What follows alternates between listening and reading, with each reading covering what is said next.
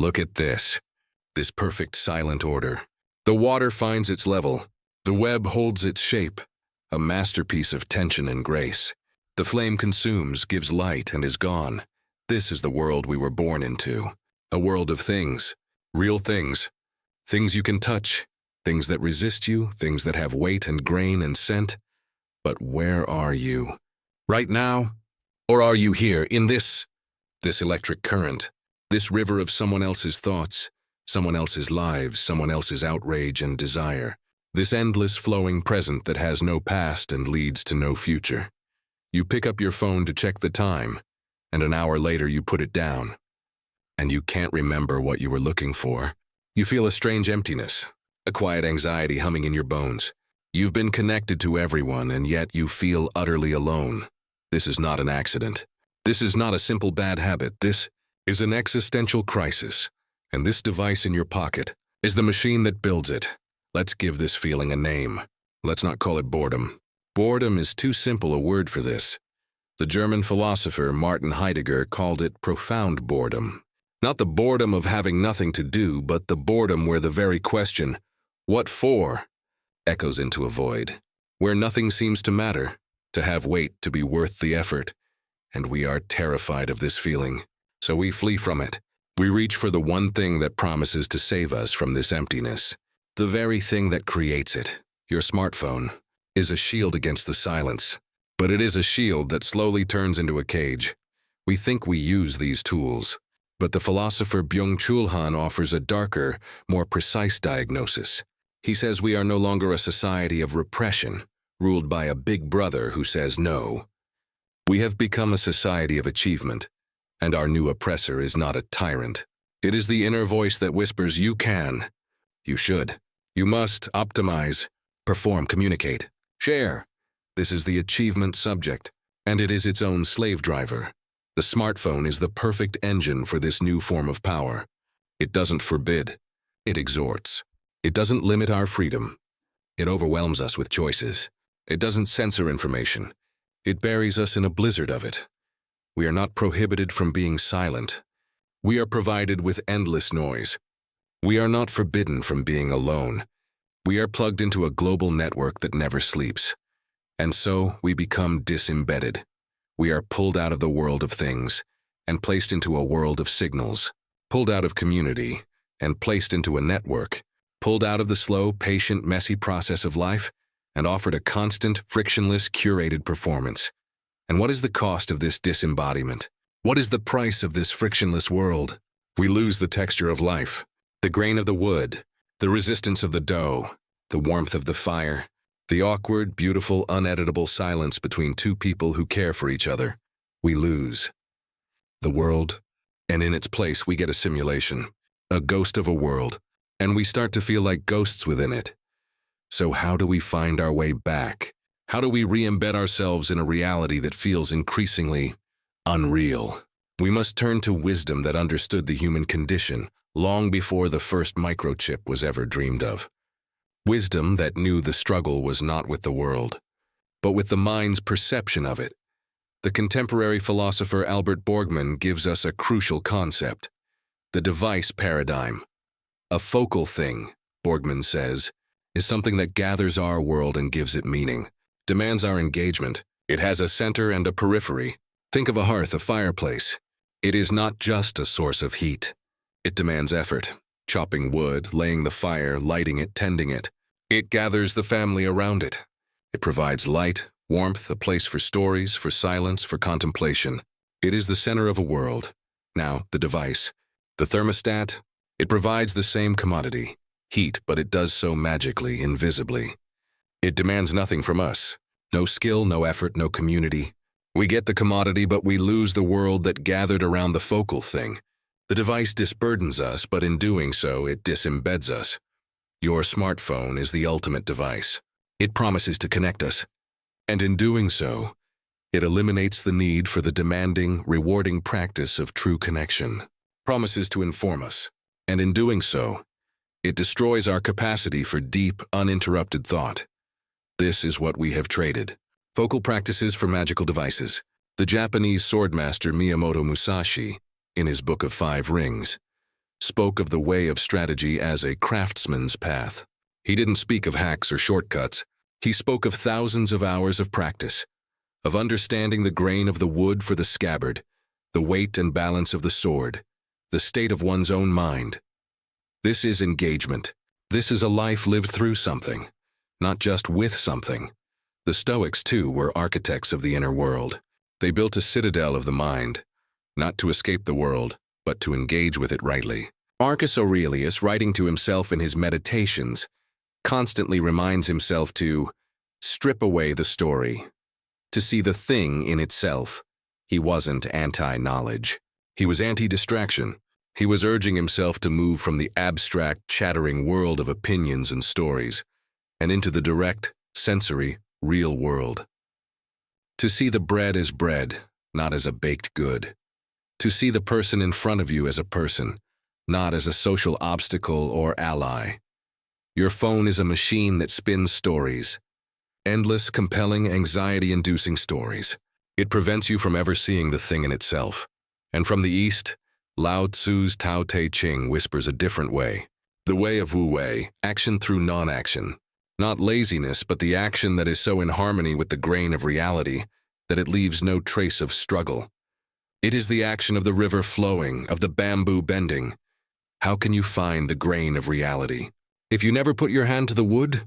If you are always lost in a simulation? The digital world has no grain. It is infinitely malleable, which makes it infinitely deceptive. It teaches us that force and willpower are the answers, when the real answer might be to listen, to yield, to understand the current before we try to swim. All these traditions, from Greece to Rome to Japan to China, point to one thing. A life of meaning is a life of engaged attention. It is a life where the mind is a mirror, clear and still, reflecting reality, not a screen, flickering with 1,000 phantom images. So how do we do this? How do we dismantle the crisis machine and start building a life? We don't do it with a grand, dramatic gesture. We will not delete all our apps on a Tuesday and have the problem solved by Wednesday. We do it as Musashi learned the sword, as the Stoics built their character, as a gardener tends a plot of land, slowly, patiently, with daily practice. We replace the shallow disembodying habits with deep re-embodying practices. We must create focal practices in our own lives. This is not just making dinner. This is a ritual, a focal practice. It connects you to the earth, to the seasons, to the labor of others, to the skill of your own hands, to the primal, fundamental act of nourishment. It has a beginning, a middle, and an end. It is a world in itself. Compare this to scrolling through a food delivery app, tapping a button, and having a generic meal appear in a plastic container at your door. One is a life, the other is a commodity. Here are other focal practices. Handwriting. Instead of typing a note, write it. Feel the pen grip the paper. See the unique, imperfect shape of your own letters. It slows the mind to the speed of the body. Walking without a purpose, not for steps, not for fitness, but just to walk, to see what there is to see, to feel the body move through space. The Roman Stoics called this the peripatetic practice. Solvitur ambulando. It is solved by walking. Learning a physical craft, woodworking, knitting, gardening, repairing something. Anything that has a resistance, that gives you feedback, that cannot be rushed. It teaches you patience, teaches you the humility of working with a material that has its own rules. And what about the device itself? We must change our relationship with it. We must move from being a user to being a gatekeeper.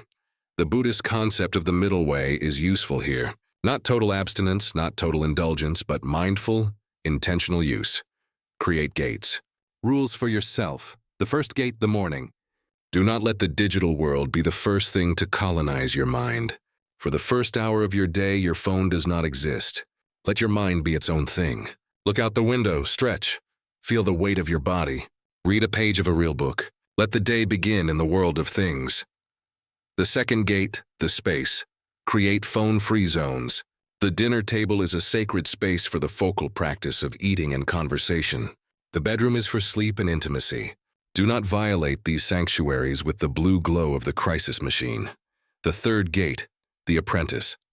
Treat your phone like a specific tool, not a universal remote for your life. When you need to use it for a specific task, to map a route, to message a friend, do that thing with focus, and then put it away. Do not wander the digital halls aimlessly. You are not a ghost. You are an apprentice on a mission. And when the anxiety, the boredom, the itch arises, do not flee. This is the most important practice.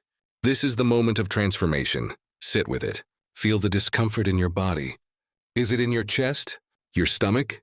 Your throat? Breathe into it. As the Stoic Epictetus said, suffer the constraint. For a few moments, just suffer the constraint of not reaching for the distraction. In that space, in that emptiness, something magical can happen. The profound boredom that Heidegger spoke of. And from that profound boredom, creativity is born. A real thought, your thought, might finally have the silence it needs to emerge. Let's return to the beginning, to the ripple on the water, the spider's web, the flame. You are not a signal to be optimized. You are not a node in a network. You are not a profile to be curated. You are a body of flesh and blood, with a finite number of heartbeats. You are a creature of air, of water, of earth. You are a being that needs the sun on its skin, the ground under its feet, the real embrace of another. The existential crisis machine works by making you forget this, makes you a ghost, and then sells you phantom comforts for your haunting. But you can step out of the machine. The solution is not to smash the device. The solution is to break the spell. It is to realize that the freedom you were seeking through it, freedom from boredom, from loneliness, from effort, was an illusion. True freedom is not freedom from engagement. It is freedom through engagement. It is the freedom to be fully present in the one wild and precious life you have been given. It is the freedom to be bored, profoundly bored until that boredom ripens into something new, something that has never been seen before. It is the freedom to be alone with your own mind, and to find, to your astonishment, that it is a vast and fascinating landscape. It is the freedom to do one thing at a time, to chop wood, carry water, to read a book and feel the paper, to listen to a friend, and hear not just their words but the silence between them. This is not a rejection of the modern world. It is a reclaiming of your own soul within it. The philosopher Byung-Chul Han says that we have lost the art of the ritual. The ritual, he says, is like a loom. It provides a structure, a frame within which we can weave the thread of our lives into a meaningful pattern. Our lives today are like thread without a loom. We have endless connection, endless communication, endless activity, but no structure to give it a pattern, a picture, a meaning. It is just a tangled pile of thread. Your phone offers you more thread, more colorful thread, more exciting thread, but it cannot give you a loom. The loom is built of silence.